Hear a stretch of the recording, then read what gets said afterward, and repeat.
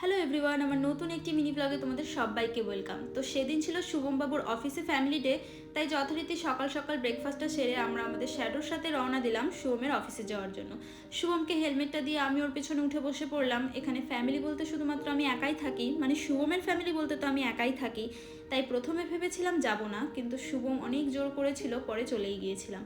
প্রথমবার শুভমের অফিসে যাচ্ছিলাম অ্যাজ এ গেস্ট, মনে একটু আমার ভয়ই লাগছিল, কারণ আমি হলাম সাধারণ মধ্যবিত্ত ঘরের মেয়ে যে কিনা ঠিকঠাকভাবে হিন্দিটাও বলতে পারে না। সেখানে সবার সাথে গিয়ে কেমন বা কী কথা বলবো শুধু সেটাই ভেবে যাচ্ছিলাম। তারপর শুভমের অফিসে পৌঁছে শুভ আমাকে বসিয়ে বাইকটা পার্ক করে ওদের অফিস ফ্লোরে নিয়ে গিয়েছিল। আর ওর কলিগরা এত ভালো ছিল যে আমাকে পুরো অফিসটা ওরা নিজেরাই ঘুরে ঘুরে দেখাচ্ছিল, কোন জায়গা থেকে সুন্দর সুন্দর ভিউ দেখতে পাওয়া যায় সবটাই ওরাই দেখাচ্ছিল, যেটা আমি একটু ক্যাপচারও করেছিলাম। অফিসটাও বেশ সুন্দর করে সাজানো গোছানো ছিল। সেদিন মোটামুটি সবার ফ্যামিলি মেম্বারই গিয়েছিল, তাই ডেস্কগুলোতে কেউই ছিল না, সবাই সবার ফ্যামিলি মেম্বারদের নিয়েই ব্যস্ত ছিল। ফ্যামিলি মেম্বারদের সাথে প্রচুর অ্যাক্টিভিটি সেদিন অ্যারেঞ্জমেন্ট করা হয়েছিল অফিসের তরফ থেকেই, যেখানে আমি তো প্রত্যেকটাতেই পার্টিসিপেট করেছিলাম, যেখানে এই ডিম ক্যাচারটা আমি নিজে থেকে বানিয়েছিলাম।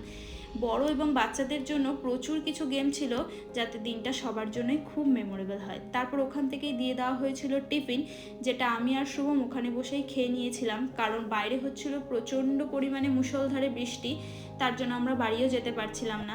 তারপর তো সবার সাথে বেশ অনেকক্ষণ শুভমের ডেস্কে বসে গল্প করলাম, মানে ওর কলিগদের সাথে। আর ওর কলিগস মনেই হচ্ছিল না, মনে হচ্ছিল সবগুলো আমারই কলিগ, মানে আমার ফ্রেন্ড জোনের মধ্যেই আছি আমি, এটাই মনে হচ্ছিল।